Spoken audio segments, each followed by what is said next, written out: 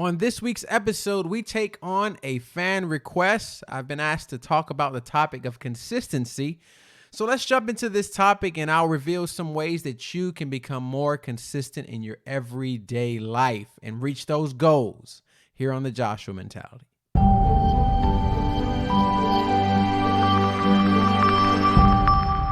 Well, hello there, people. I don't know what that was. I did not mean to put an R in hello. But I'm a country boy, so it happens sometimes, all right? How are you all doing on this fantastic hump day? I hope the answer is extremely well or working your way towards that by Friday, all right? Wherever you are in this fine week, I'm happy to see, or not see you, but I'm happy that you're here. I'm happy that you're listening, and I feel like I can see you whether you're driving in your car or sitting at your desk or taking a walk, whatever you're doing. I'm just happy that you tuned in for another week of the Joshua Mentality.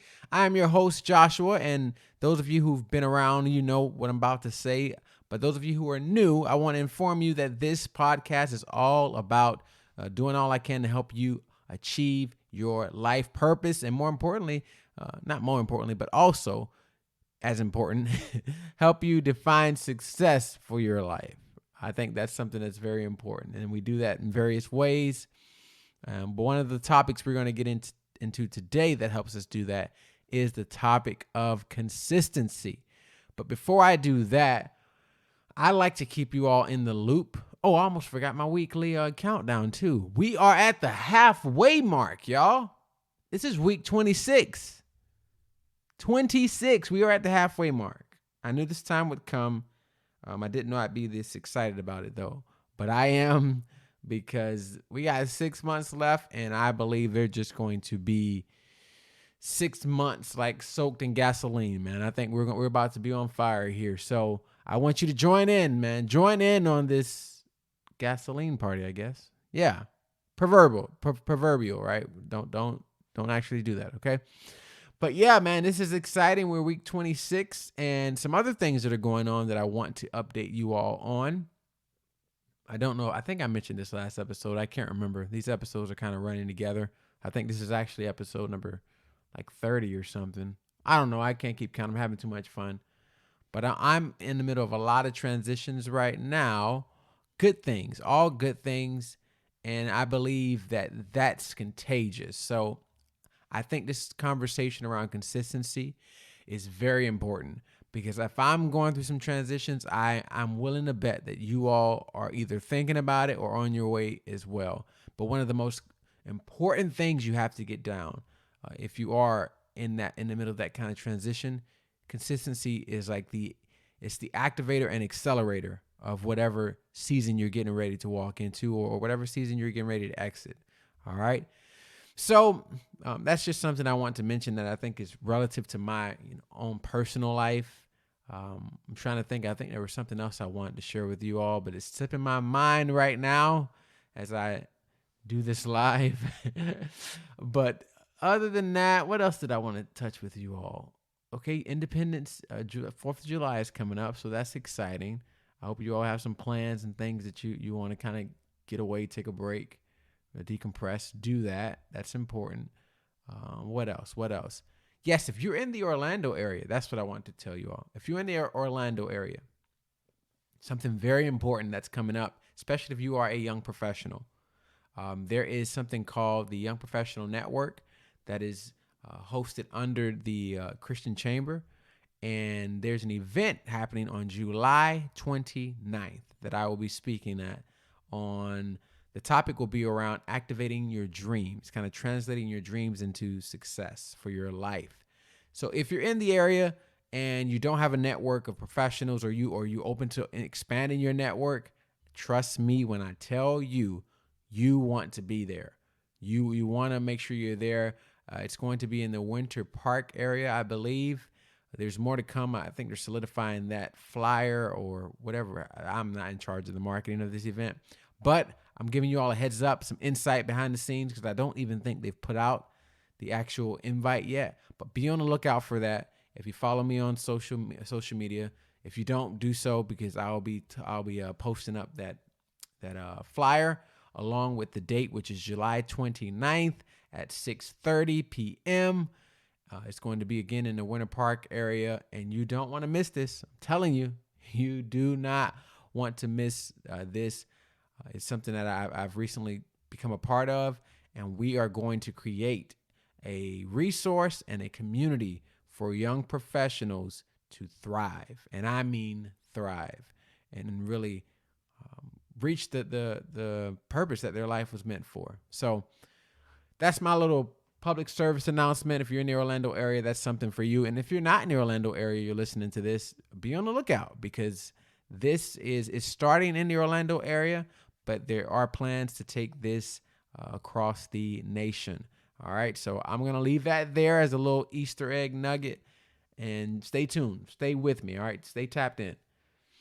Now for this week's topic of consistency, how to stay consistent. Man, this is such a hard one. Or maybe, hard I think is the right word. Especially, I think I can add to that. It's challenging, but it's worth it as well. It is one of those things that if we can get this down packed in our life, if we can become more consistent, it just accelerates everything else in our lives. So I got three things. Because I think I like to keep the number small to not overwhelm with a bunch of different tips and tricks. So 3 things that I think will be really helpful for you to focus on if you're looking to become more consistent in whatever it is. These 3 things will help you. They'll help you get more of a return out of whatever your goal is or whatever your efforts are towards that goal. All right. So let's jump into this. 3 things that will help you be more consistent in your everyday, journey towards success. The first that I want to jump into reminds me of a Blink-182 group, which if you are a 90s baby, you know all about this group and this song. Even if you grew up in the hood, we knew this song even growing up in the hood, and it's called All the Small Things. Well, I don't even know if that's the name of the song, but that's all I remember from the song. It goes, all the small things, that's how it kind of starts off. Actually, I don't think that's the title of that song. It should be the title of the song because that's the most memorable part. All right. But yes, if you're looking to stay consistent, here's a thought. Here's the first step. Focus on the small things. Start with the small things. Here's why I say that. There's been times in my life where I decided overnight, for instance, that I wanted to totally transform my body and get into this great shape. So you know what I would do? I'd go from not working out really at all to wanting to hit the gym every day at 5 a.m. How many of you know that is the fastest way? That is the fastest way to become inconsistent, because you've made too big of a jump. You've jumped out from Mr. or Mrs. Inconsistent to now you're going to be the on fire, always consistent person. Let me help you. If that's you, there are very few things in life that cause that kind of shift and acceleration of consistency. And it's usually around large life events, like major life events, and oftentimes like a major trauma. Or that's why you see some people after they get out of a breakup, for instance. There's a reason why the girl or guy who gets into a breakup, all of a sudden you see them in like 6 months and they've transformed their whole world. It took some sort of trauma and pain to get them to want to be more consistent. That is not only unhealthy, because that's not a healthy way to sustain consistency in your life, to wait until somebody hurts you to feel like you need to move forward. It's hard to manage that. I mean, what are you going to do? You're going to go around and tell somebody, like, yell at me, tell me I'm trash so I get more consistent? No, you're not going to do that. So focus on the small things. It's using the same gym analogy. The times where I've been most consistent in the gym, it's when I start off small. When I go to the gym and put 30 minutes on the clock and say, I'm just going to work out for 30 minutes because I'm more concerned right now with just showing up. I said the same thing about this podcast. I didn't put a lot of worry or concern because I'm a major kind of stickler for wanting to make sure that whatever content I'm spitting out, I feel like is valuable. And so it's very discouraging at first thinking about a podcast, because I thought, man, most podcasts I know are like 45 minutes long. They're like jam packed with value. There's a lot of, there's transitions, there's engagements, there's switches and turns to keep people's ear. And then I got to a point where I realized this principle. It's like, no, start with the small thing. There are podcasts that are also 5 minutes long. Or how about you just focus on showing up every week and speaking from your heart, or having, at least some bullet points that you want to share. That's the breeding ground for gaining consistency in your life. And I don't know how this translates in your life, but I can give you at least one or two practical things you can do, because I don't know what you're trying to get consistent towards, but I do know focusing on the small things will help you in that. So here's a thought, or her question, I should say. When you get up in the morning out of that wonderful bed of yours, how often do you fix it? How often do you turn around and fix that bed before you leave the house, or you leave to go, do your work in the next room if you work from home? Or even if you work right beside your bed, how often do you turn around and fix it? Or do you look at it and think about fixing it and say, nah, I don't want to do that right now? That is your starting point. That is the small thing you need to focus on. I'm telling you, as I've grown and become more consistent, because you're talking to someone who was the king of inconsistency, but loved to get excited in the beginning and then just flame out because I didn't have the fortitude and discipline to remain consistent. But when I started doing things like this, fixing my bed, or when I would start doing things, those things that you think about doing them and then you don't want to do them because it's not even that, but it's that fight of the resistance. Some call it laziness, and that can be a term for it. But it can also just be procrastination. It can also just be avoidance. It can also be distractions. So my point is, start with the small things. Start with the small things this week. Get up and fix your darn bed. And then take note of how that helps with the consistency throughout your day. You'll start hearing little whispers in your ear when you pass by that piece of paper on the ground, or you pass by that thing in your house that has been sitting there for months and you never did anything with. This happened to me 2 weeks ago. I had this corner in my bathroom that I was almost embarrassed how long I had left that corner just sitting piled up with stuff in my bathroom and had not touched it. But it dawned on me, because I'm going through some transitions and trying to get to that next level in my life. It dawned on me, hey, this is where the next level for you starts. That small corner over there in your bathroom is a small step towards getting more consistent, being able to handle greater responsibility, being able to steward better. And the same is true for you. That chair in your room, or in your bathroom, or in your office, or your desk, that's just piled up with junk just because you've been too lazy to look through it for the last 6 months. Bingo. That's your starting point for consistency. You're welcome. Some people are already thinking about how they're going to go home and clean out their closets now. Clean it out. Mine randomly failed the other week, and I'm still working on that. Man, that was a disaster. All right. That was number one. I spent way more time on that than I wanted to, but I'm passionate about that subject of focusing on the small things. So the first one was focus on the small things. The second, I hope I'm not tracking too fast here, but the second one is learn how to plan. Learn how to plan. And listen to me. I'm not talking about the first thing that comes to our mind when we think about planning, which is like saying what we're going to do or writing down what we're going to do. No. I mean really learning how to plan. I mean actually either picking up a book. There's a lot of great ones out there. There's Get Things Done. There's How to Effectively, How the 7 Highly Effective Habits, or 7 Habits of Highly Effective People. Oh my gosh, I'm going to get it right. There's that. There's all kinds of readings on being able to plan and set goals and goal setting. Even Atomic Habits is one of my favorites.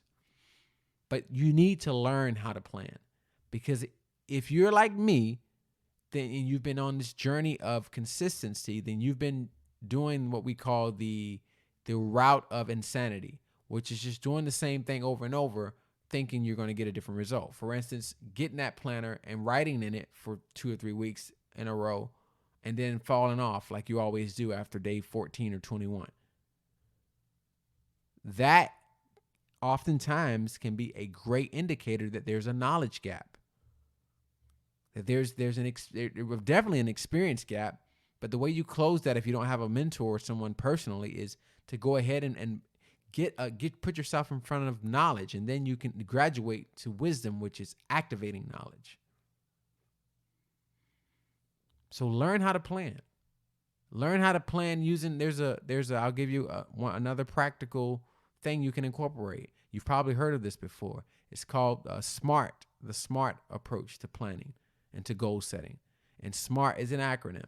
The S stands for specific, the M stands for measurable, A stands for attainable, R is realistic, and T is timely. And this is something you see a lot in business circles when we're talking about making and being specific about what your plan is.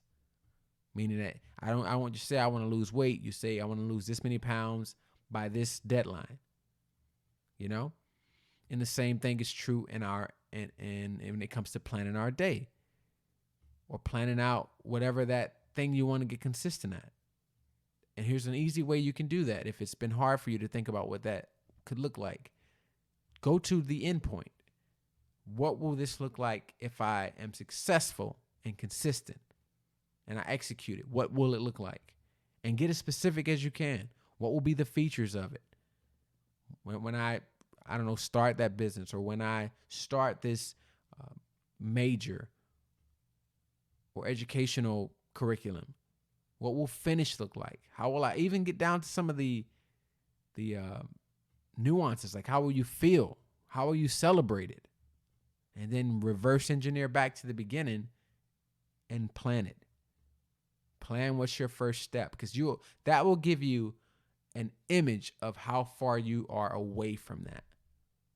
And it can either overwhelm you or it can encourage you, because now you know, okay, I'm far off from that. So what's step number 1 I need to make? What's step number 2? And you don't have to do it all in one day. You get it, and you kind of segment it along whatever your timeline is. All right, but have a timeline, have a deadline. That's important. That's the way to get consistent. Put a deadline in place.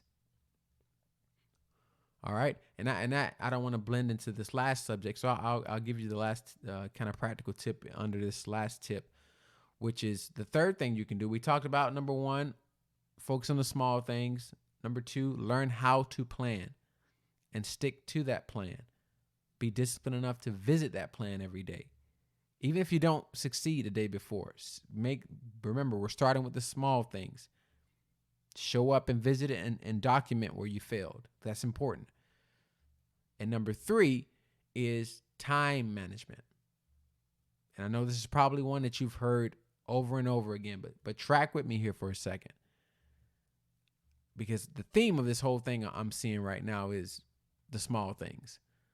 So time management, one of the time management hacks I've been doing just to get an idea of auditing how I'm using my time is I've been using my cell phone and using the feature on there. If you have a cell phone that was made sometime in the 2000s, you will have this feature on your phone, and you can go to your clock settings, and there should be a timer setting.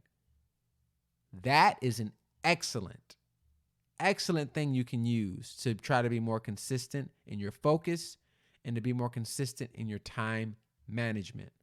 I started using this in a lot of my morning prep, and I'll put an hour on the clock, and I would just start working, and then I would space out for 12 minutes, 13 minutes, and that sounds terrible, but it's actually a good thing because due to the fact that I'm timing My time, I know that I know that I spazzed out for 13 minutes, or spaced out, not spazzed out.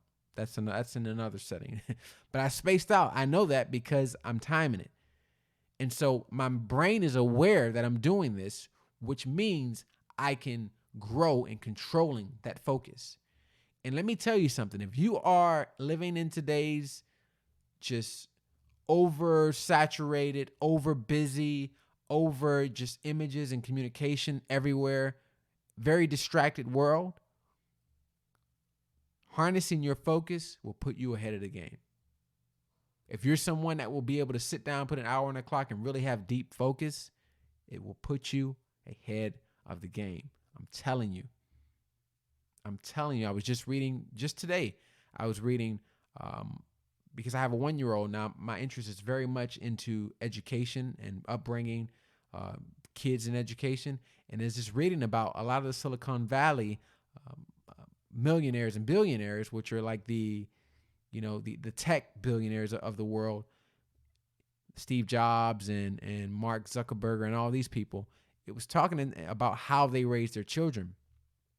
And what we found and what they discovered is that a lot of them, they are making sure their kids aren't spending a lot of like screen time.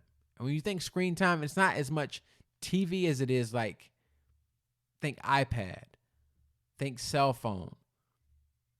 Like a lot of kids aren't getting cell phones until they're 14, 15, 16 years old. And in their schooling, they're practicing things like hands-on activities that allow them to focus and harness their focus and to not be distracted and to follow through. And my point is, doing something as small as timing, whatever designated time you spend on things, and really sticking to that, it'll help increase your discipline. It'll help increase your knowledge of how much time you're wasting, and it'll give you a real sense of, in your planning, going back to the step number 2, it'll give you a realistic sense of how, like your time slots, how much time you need to allot for certain things, because you're keeping up. You've already done the measurement in your time management. So try these things out this week. I wanted to give you some quick and practical things you can do. Try this out. When you get up in the morning, when you start on that first, whatever the item is of your day, and whatever time you think you're spending on it, time it.